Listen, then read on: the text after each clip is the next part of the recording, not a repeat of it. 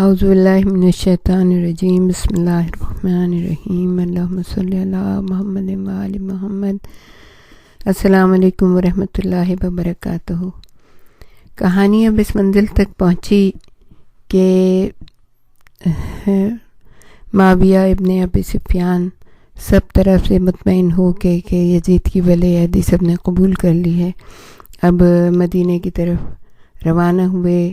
خوب زبردست قسم کی دعوتیں ہوئیں، جلسے جلوس کیے گئے، بڑی تفصیل سے یزید کی خوبیوں پر روشنی ڈالی گئی، صاف صاف واضح کر دیا گیا کہ خلیفہ وقت جو کچھ کر رہے ہیں وہ خدا اور اس کے رسول کے احکامات کی پابندی ہے، یہ قطعی فیصلہ ہے۔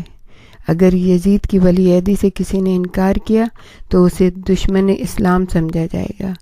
خلیفہ وقت کی مخالفت اللہ اور رسول کے احکامات کی مخالفت ہوگی، چاہے خلیفہ کیسا بھی کچھ کہیں۔ اسلام کی بہبودی کے خاطر انہیں راہ راست پر لانے کے لیے سخت سے سخت رویہ لوگوں کے ساتھ اختیار کیا جائے گا، ورنہ اسلام کی اینٹ سے اینٹ بچ جانے کا خطرہ ہے۔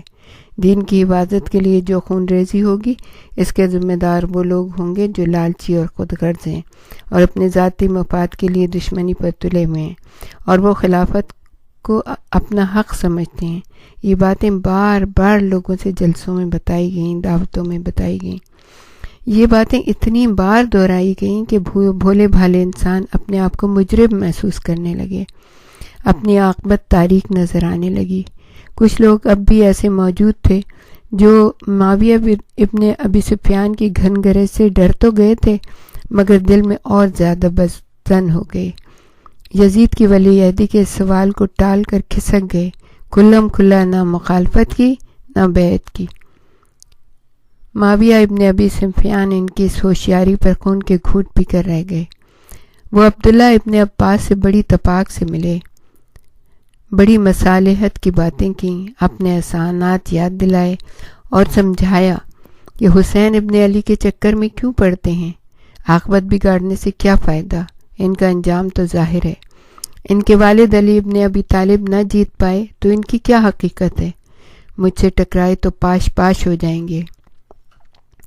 عبداللہ ابن عباس نے ان کی باتیں سنی، پھر کہنے لگے، حسین اپنے والد علی ابن ابی طالب کے سچے جانشین ہیں، اگر آزمائش منظور ہے تو آزاد انتخاب کے اصول کو عمل میں آنے دو، میرا خیال ہے کہ وہی منتخب ہوں گے، تمہارا بیٹا ناکامیاب رہے گا، اس کا حسین سے کیا مقابلہ۔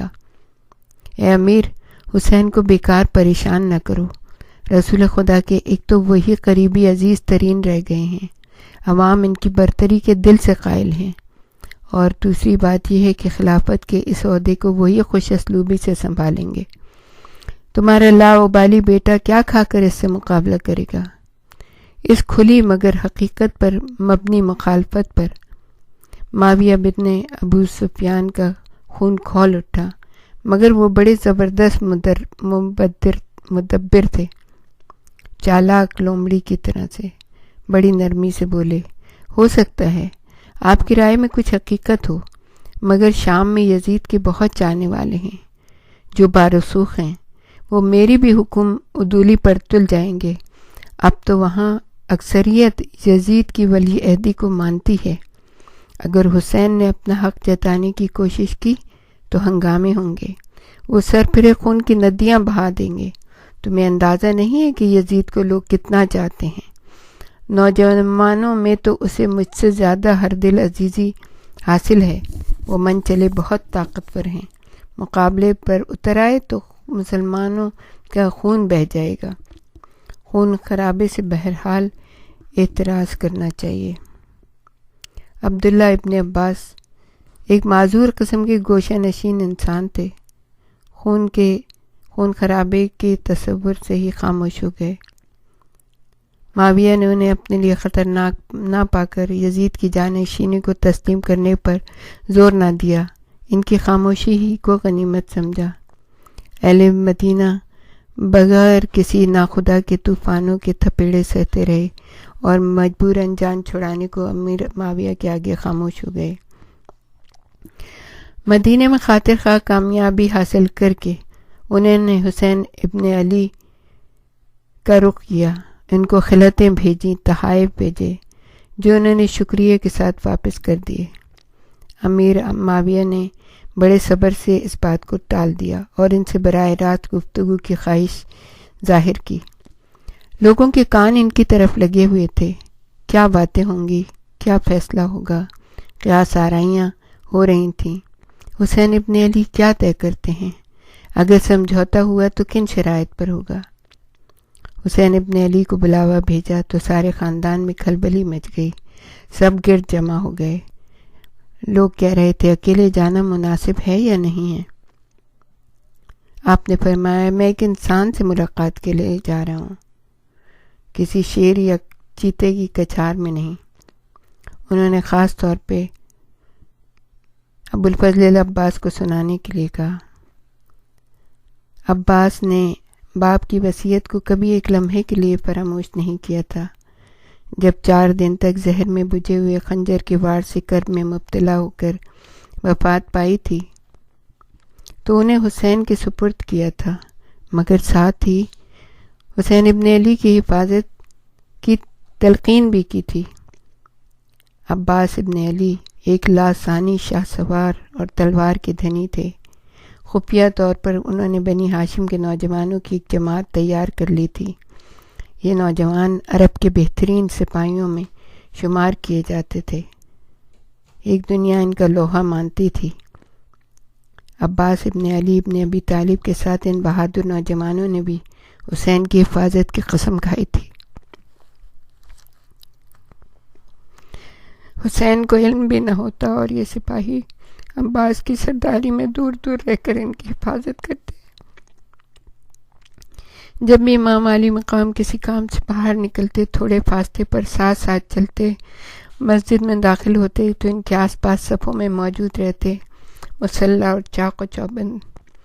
انہی لوگوں کے خوف سے کسی کو حسین ابن علی پر اچانک حملہ کرنے کا موقع نہ ملا۔ حسین ابن علی کو بہادروں کے دستے کا معلوم تھا۔ انہوں نے عباس سے بات پرس بھی کی، مگر انہوں نے خاموشی اختیار کر لی۔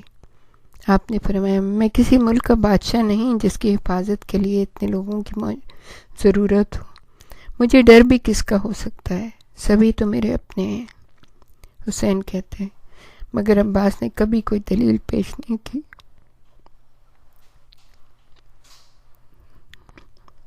نہ کوئی حجت کی۔ ایک یقین تھا جس پر وہ عمل کرتے تھے۔ امام علی مقام تنہا امیر معاویہ سے ملاقات کو گئے، بڑے تپاک سے خیر مقدم کیا، ادھر ادھر کی باتیں ہوئی، پھر خاموشی حائل ہو گئی۔ بڑی نرمی سے امیر بولے اگر ٹھنڈے دل سے سنو تو کچھ کہنا چاہتا ہوں۔ امام علی مقام نے کہا میں بغور سن رہا ہوں۔ امیر معاویہ نے کہا اسلامی ممالک کے معزز اور سربراہ لوگ مجھ پر زور ڈال رہے ہیں کہ یزید کی جانشینی کا سوال تمام مسلمانوں کے سامنے پیش کروں۔ اب تک میں نے ٹالا مگر اب دباؤ کی شدت بڑھتی جا رہی ہے۔ سب یزید کے شدید مداح ہیں، ان کی نظروں میں یزید سے بہتر کوئی نہیں۔ امام نے مسکرا کر کہا اور تمہاری نظروں میں؟ امیر نے کہا مجبوراً مجھے بھی ان کا ہم خیال ہونا پڑ رہا ہے، واللہ مجھے بھی یزید سے بہتر کوئی دکھائی نہیں دیتا۔ امام علی مقام نے جواب دیا تمہیں اپنے بیٹے کے سوا اگر کوئی نظر نہیں آتا تو یہ تمہاری آنکھوں کا فطور ہے۔ امیر کو غصہ آنے لگا مگر زبردستی مسکرائے۔ تم ہی کہو اور کون اس لائق ہے، میرے کہنے کا کیوں انتظار کرتے ہو؟ انتخاب ہو جانے دو، خود ہی پتہ چل جائے گا کہ تمہارے بیٹے سے بہتر کوئی اور ہے یا نہیں۔ میں سمجھ گیا، تمہارا اشارہ خود اپنی ذات کی طرف ہے۔ امام علی مقام نے کہا اگر ہو بھی تو اس میں ایسی اچنبے کی کون سی بات ہے؟ ملک اور قوم کی خدمت کی صلاحیت مجھ میں یزید سے زیادہ ہی ہے، مگر تم ڈرتے کیوں ہو؟ عوام کا فیصلہ مناسب ہی ہوگا۔ امیر معاویہ غصے سے بولے عوام جاہل ہیں، عوام احمق ہیں، وہ سیاسی باریکیوں کو نہیں سمجھتے۔ میں مانتا ہوں تم بڑے متقی اور پرہیزگار ہو، مگر اسلام اس وقت ایسے دور سے گزر رہا ہے کہ کسی اللہ والے کے بجائے بارعب، سخت گیر اور ہر دل عزیز قائد کی ضرورت ہے۔ جو امور سلطنت میں مہارت رکھتا ہو، لوگ جس کا حکم مانیں۔ یزید بہت ہر دل عزیز ہے، لوگ اس سے مرعوب بھی ہیں۔ امام علی مقام نے ارشاد فرمایا، یعنی وہ ایک جابر اور قاہر حکمران بن سکتا ہے جس کے نام سے لوگ لرزیں، جس کی ہر نظر ان کی موت کا پیغام ہو، جس کی بے رحمی اور فرعونیت ضرب المثل ہو۔ بے شک امیر تم میں اور تمہارا بیٹا ان صفات کے حامل ہیں، بے شک امیر تم اور تمہارا بیٹا ان صفات کے حامل ہیں۔ تم دونوں کا رعب اور ہیبت اس حد تک پہنچ چکا ہے۔ رہی زمانے کی شکایت اور اسلام کے نازک دور سے گزرنے کا سوال، تو یہ سب تمہارا ہی کیا دھرا ہے۔ امیر نے کہا، یہ الزام ہے امیر، یہ حقیقت ہے۔ تم نے نئے سرے سے اسلام میں شہنشاہیت کی بنیاد ڈالی ہے، اسلام کا گلا گھونٹا ہے، عوام پر ظالم اور خونخوار حاکم مسلط کیے ہیں۔ اسلام کی سلامتی کی نہیں، تمہیں ان حاکموں کی حفاظت کی فکر کھائی جاتی ہے، اس لیے تمہیں اتنی بڑی فوج رکھنا پڑتی ہے، ورنہ انہیں عوام پیروں تلے رون ڈالیں۔ ان حاکموں کی سلامتی تمہاری اپنی سلامتی ہے۔ تم ایماندار حق پرستوں سے ڈرتے ہو، اگر خلافت کسی نیک نہاد اور شریف خدا ترس کے ہاتھوں میں پہنچ گئی تو یہ حاکم من مانی نہ کر پائیں گے، ان کے افعال کا محاسبہ ہوگا، مگر تم اور تمہارے حاکم کسی قسم کے محاسبے کے لیے تیار نہ ہوں گے۔ امیر نے کہا، یا حسین کیسی باتیں کرتے ہو؟ میرے تمام ماتحت انتہائی خدا ترس، منصف مزاج اور حلیم الطبع ہیں، خدمت خلق ان کا واحد مقصد زندگی ہے۔ امام علی مقام سنجیدہ طبیعت کے انسان تھے، بلند آواز سے قہقہہ لگانے کی نہ ہی انہیں عادت تھی نہ زمانے نے کبھی اجازت دی تھی، مگر اس وقت وہ اپنی مسکراہٹ نہ روک سکے، بے ساختہ ہنس پڑے۔ واللہ معاویہ تم بڑے دلچسپ انسان ہو، تم نے اپنے دربار میں اس قدر مسخرے بھر لیے ہیں کہ ان کی صحبت میں تم بھی تماشا بن گئے ہو۔ کیا واقعی تمہارا ایمان ہے کہ تمہارے حاکم خدا ترس ہیں، یا یہ تمہاری لا علمی ہے؟ بخدا دونوں ہی صورتوں میں عام انسان کی بد نصیبی ہے۔ تمہیں اپنے حاکموں کے کرتوتوں کی خبر نہیں، وہ تمہاری آنکھوں میں دھول جھونک رہے ہیں، یا تم ان کی پردہ پوشی پر تلے ہو؟ جو بات تشت ازبام ہے کیا تم سے چھپی ہوئی ہے؟ تم اتنے نادان ہو تو خلافت کے اہل نہیں ہو۔ جاؤ کسی نابالغ بچے سے پوچھو تو وہ بتا دے گا کہ تمہارے ماتحت جو تمہارے عزیز و اقربا اور دوست ہیں دنیا کے بدترین حاکم ہیں، بے کسوں اور مجبوروں کا خون نچوڑ کر اپنے محلوں کی بنیادیں استوار کر رہے ہیں۔ ناچ رنگ شراب کباب ان کا واحد مشغلہ ہے۔ یہ تمہارے پاپوش بردار تمہارے بیٹے کی بدکرداریوں کے رازدان ہیں، انہی کے کاندھوں پر تمہارا تاج و تخت سجا ہوا ہے، انہی کے بلبوتے پر تم فرعون بے سامان بنے ہوئے ہو، اسلام کے اصولوں کو پیروں تلے روند رہے ہو۔ امیر کا چہرہ نیلا پڑ گیا، آنکھوں سے چنگاریاں اڑنے لگیں، گھٹے ہوئے گلے سے بولے، تم خلیفہ وقت امیر المومنین کی ذات پر حملہ کر رہے ہو۔ حسین ابن علی، یہ تم کیا کہہ رہے ہو؟